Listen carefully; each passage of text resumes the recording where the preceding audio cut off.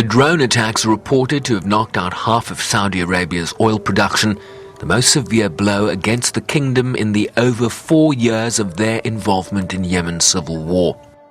And this is frankly terrifying and is an eventuality which runs completely counter to the many and detailed conversations I have had in recent weeks with people in the region, in Yemen and elsewhere, in favour of a series of steps to be taken by the parties towards de-escalation. It's not entirely clear who was behind the attack, but the fact that Ansarallah has claimed responsibility is bad enough.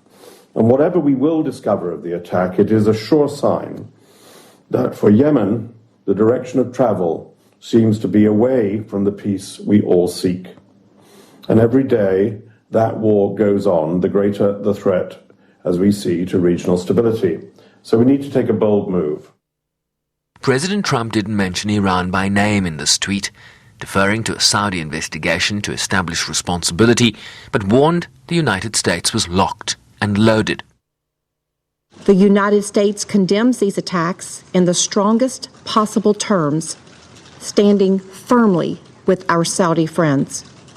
We must all be clear-eyed about this event, a direct assault on the world energy supply.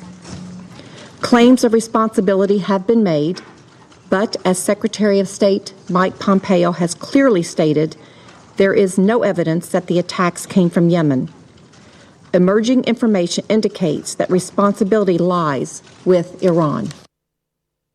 Mr. President, South Africa cautioned that only a political solution and not a military one was needed in Yemen, calling for a de-escalation. we condemn the attack on the Saudi oil facilities, and we call all the countries in the region to escalate the tension that might damage the security and stability of the Gulf region and the global energy supply and security.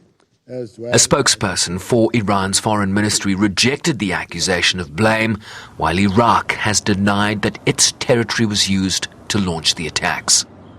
The United Kingdom's ambassador Karen Pierce said they were still assessing responsibility for the attacks, but warned that once culpability had been established, that they would then discuss with their partners how to proceed in a responsible manner.